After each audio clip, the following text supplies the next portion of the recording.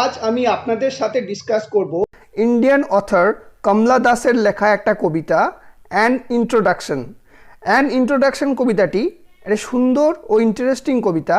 এই কবিতাটি কমলা দাস এর লেখা সামার ইন কলকাতা থেকে নেওয়া হয়েছে। এই কবিতার মাধ্যমে পোয়েট কমলা দাস ভারতীয় সমাজ, ইন্ডিয়ান সোসাইটি, বিশেষ করে তৎকালীন পুরুষতান্ত্রিক সমাজে নারীদের স্থান ও মর্যাদার কথাই তুলে ধরেছেন এবং তা নিয়ে কটাক্ষ করেছেন। খুব ভালো একটা ইন্ডিয়ান ইংলিশ পোয়েট্রি হলো এই ইন্ট্রোডাকশন। এবার পোয়েমটি প্রতিটা লাইন ধরে ধরে আমি এক্সপ্লেন করব। ভিডিওটি শেষ পর্যন্ত অবশ্যই দেখুন এবং চ্যানেলে নতুন ভিউয়ার হয়ে থাকলে চ্যানেলটিকে অবশ্যই সাবস্ক্রাইব করে রাখুন ও পাশে থাকা বেল আইকন প্রেস করে রাখুন, তাহলে এরকম আরও অনেক পোয়েম পেতে থাকবেন। পুরো কবিতাটাই আমরা দেখব।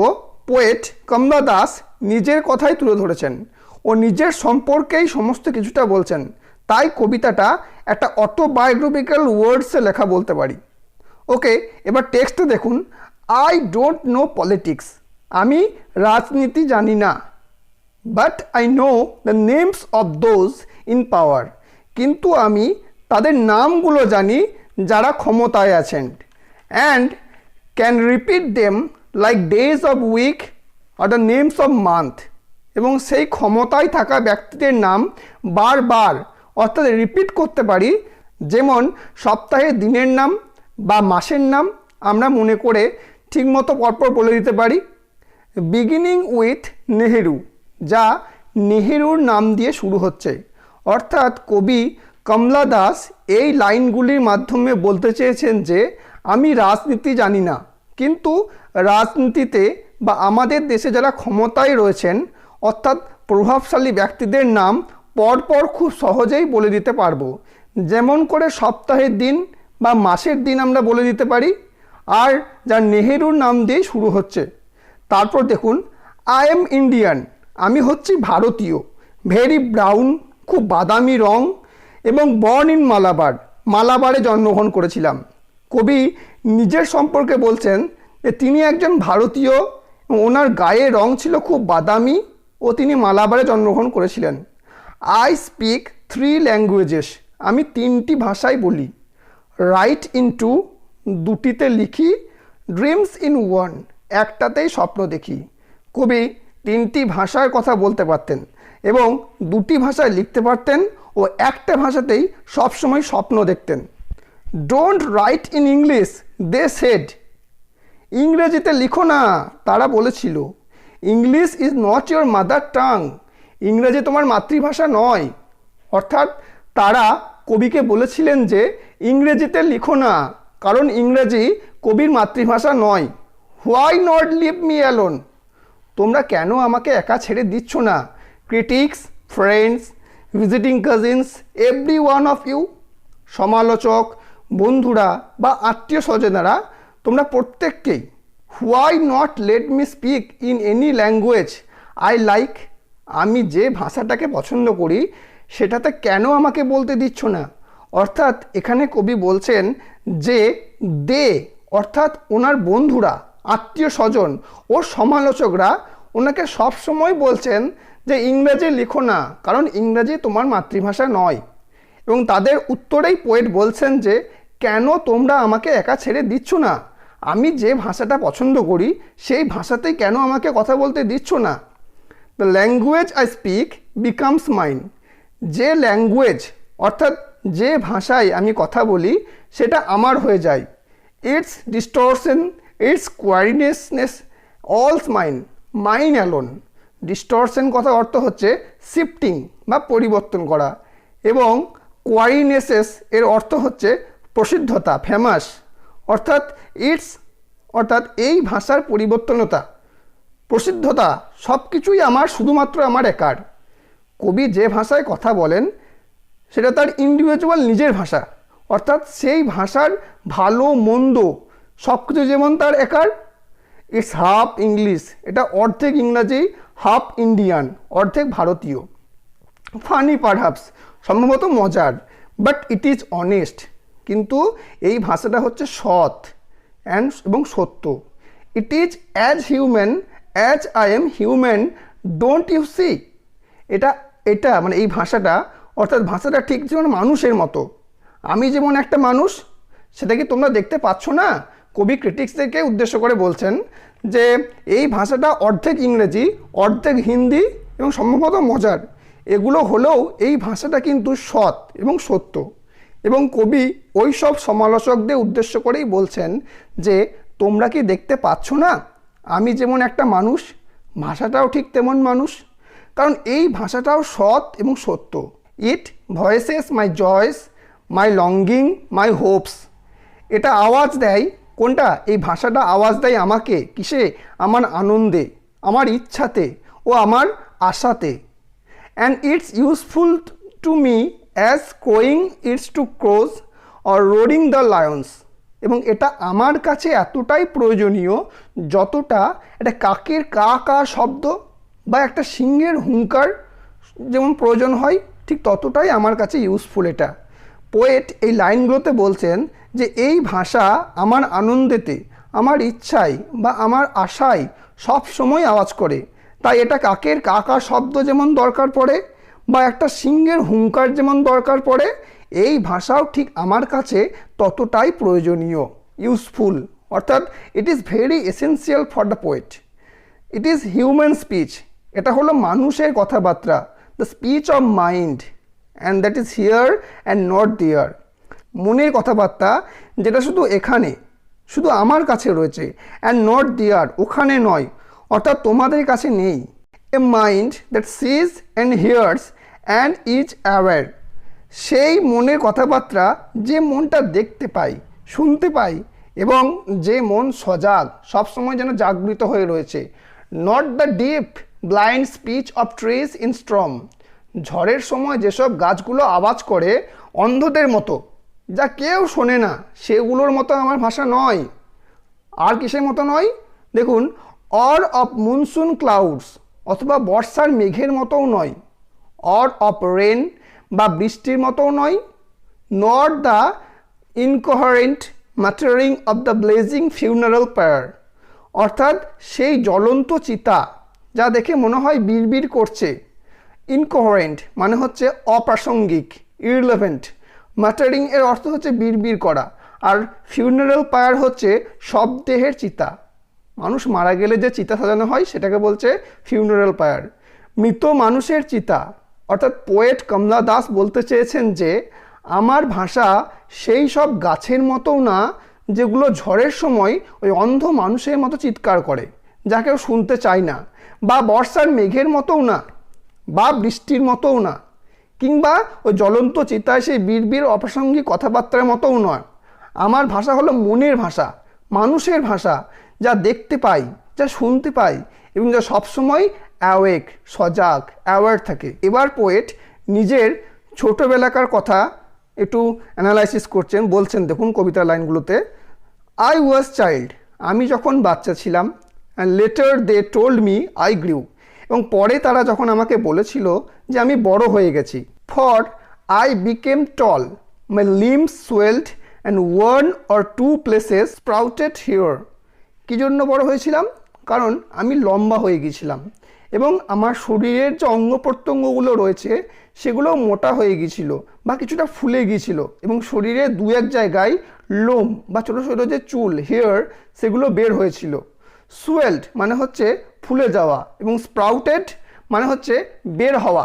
হোয়েন আই আস্কড ফর লাভ, যখন ভালোবাসা চেয়েছিলাম। কবি ছোটোবেলাটায় যখন এই বড় হয়ে যাওয়ার পর যখন ভালোবাসা চেয়েছিলেন, not knowing what else to ask for, কেননা আমি তখন ভালোবাসা ছাড়া অন্য আর কি চাওয়া যায় সেটা জানতাম না। হি drew A youth of 16 into the bedroom and close the door. যখন আমি ভালোবাসা চাইলাম তখন কি হলো, তখন সে আমাকে 16 বছর বয়সেই বেডরুমে নিয়ে দরজা বন্ধ করে দিয়েছিল, অর্থাৎ মাত্র 16 বছর বয়সেই বিয়ে দিয়ে দিয়েছিল।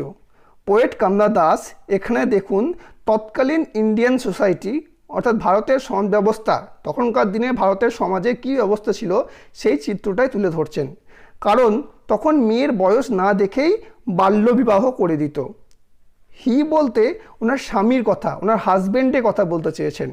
He did not bit me, but my sad women body felt so beaten. এরপর পোয়েট কমলা দাস বলছেন যে সে অর্থাৎ ওনার হাজবেন্ড তাকে মারেননি, কিন্তু তার যে মহিলার শরীর সেটা মনে হচ্ছিল যেন তাকে প্রহার করা হয়েছে, সে যেন প্রহারিত হয়েছে। The weight of my breast and Om crust me. এবং সেই প্রহারের কারণেই তার বুকের এবং শরীরের ওম অর্থাৎ হচ্ছে গর্ভ যে ওয়েট, যে ওজনটা হয়েছিল তার জন্য পোয়েট কমলা দাসকে ক্রাশ করে দিচ্ছিল, মানে বিধ্বস্ত করে তুলছিল, সে যেন সহ্য করতে পারছিল না। আই শ্রাঙ্ক পিটফুলি, আমি বেচারার মতো অসহায় হয়ে নিজেকে সংকুচিত করে নিয়েছিলাম। শ্রাঙ্ক হচ্ছে সংকুচিত করা, অর্থাৎ নিজেকে খুব অসহায় বোধ করছিলাম। এবার কবি বলবেন কিভাবে তিনি এই ওমেনহুড থেকে বেরিয়ে এসেছিলেন এবং কিভাবে তিনি এই সামাজিক রীতি থেকে মুক্তি পেয়েছিলেন। Then I wore a shirt and my brother trouser. তারপর কি করলেন কবি, না আমি একটা শার্ট এবং ভাইয়ের একটা ট্রাউজার সেটা পরে নিয়েছিলাম। Cut my hair short and ignored my ওমেনলিনেস।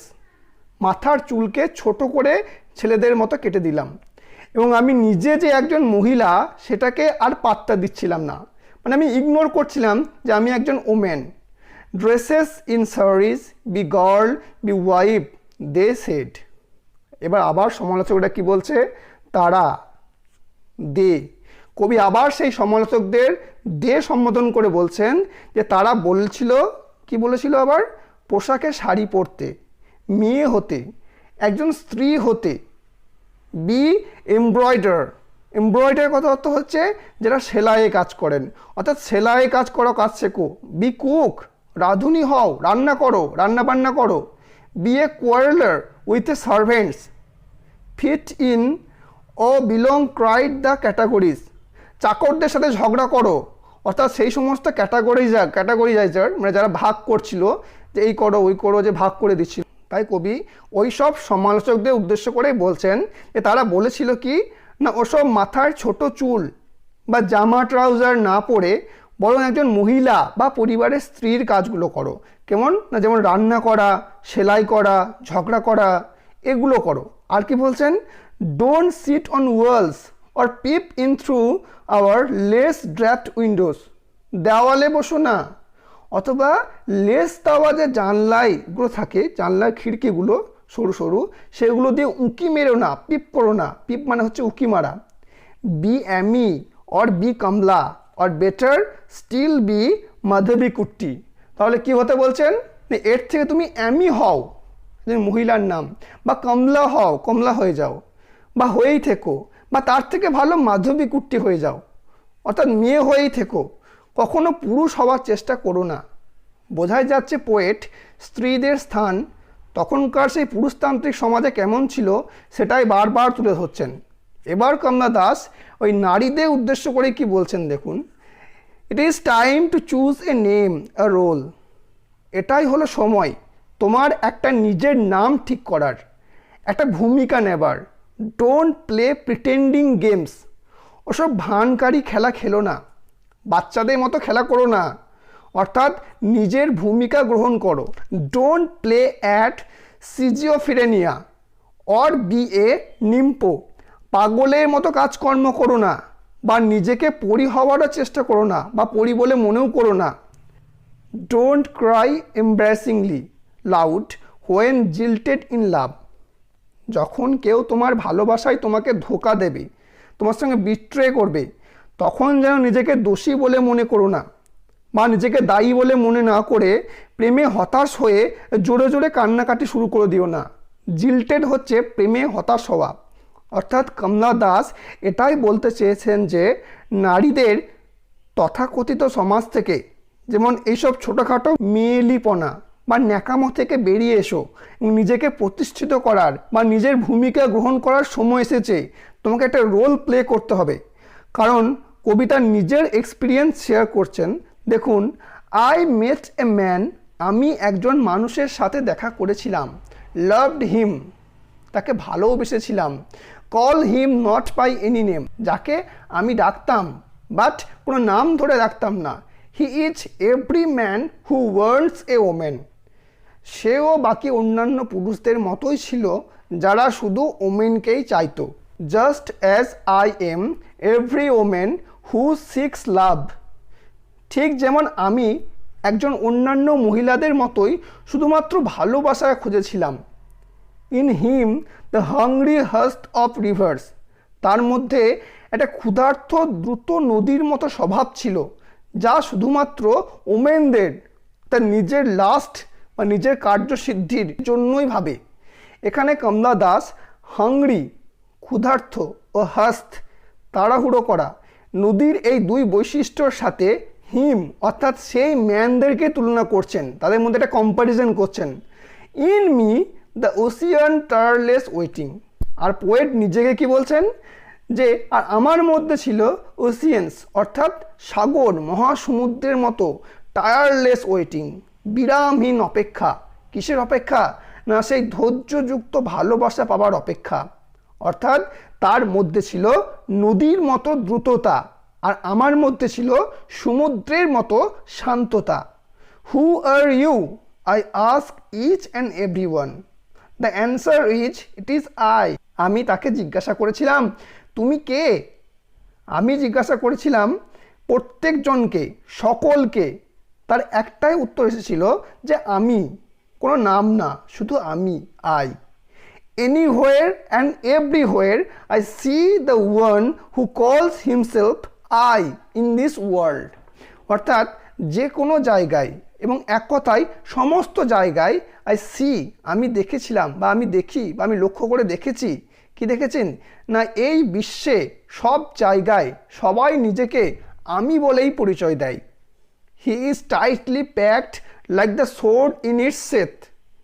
হি অর্থাৎ সেই সব লোক যারা নিজেদের সবসময় আই বলেই পরিচয় দেয় এবং তারা কি করে? Tightly packed like the sword in its Seth. Seth কথা অর্থ হচ্ছে খাপ, তলোয়ার ভরে রাখার যে খাপ, সেই খাপ। অর্থাৎ তারা তাদের পরিচয়টাকে খুব দৃঢ়ভাবে প্যাকড করে রাখে, মানে ঠিক বস্তাবন্দি করে রাখে। যেমনভাবে একটা সোর্ড অর্থাৎ তরোয়ালকে দৃঢ়ভাবে খাপে ভরে রাখা হয়, ঠিক তেমনি তারাও তাদের পরিচয়কে লুকিয়ে রাখে। ইট is I who drink lonely. এবার কমলা দাস নিজের সম্পর্কে বলছেন যে এটাই আমি যে একাই ড্রিঙ্ক করি। Drinks at 12 midnight in hotels of strange towns. অজানা একটা শহরের হোটেলে রাত্রি 12টায় মধ্যরাত্রিতে ড্রিঙ্ক করি। It is I who laugh. হ্যাঁ, এটাই আমি যে আমি হাসি। And it is I who make love and then feel shame. আর এটাই আমি যে ভালোবাসি এবং তারপর লজ্জা অনুভব করি, লজ্জা ফিল করি। It is I who lie dying with a rattle in my throat. আর এটাই আমি যে একাই শুয়ে আছি এবং মারা যাচ্ছি, মরতে চলেছি, আমার গলায় র্যাটেল অর্থাৎ ঘর ঘর শব্দ করছে। আই এম সিনার, আমি পাপী। হ্যাঁ, আমি পাপী। আই এম সেন্ট, আর আবার আমি সাধু। I am the beloved and the betrayed. আমি হলাম প্রেমিকা এবং আমি সেই বিশ্বাসঘাতক। I have no joys that are not yours. আমার আনন্দেই তোমার আনন্দ। আমার কাছে যে আনন্দ নেই সেই আনন্দ তোমার কাছেও নেই। No ashes which are not yours. আবার আমার ব্যথাতেই তোমার ব্যথা। যে ব্যথা আমার নেই সেই দুঃখ ও ব্যথা তোমারও নেই। I to call myself I. আমিও বাকি সবার মতোই নিজেকে আই বলেই সম্বোধন করি, অর্থাৎ আমিও নিজেকে আমি বলেই ডাকি। আর এখানেই কবিতাটা শেষ হচ্ছে।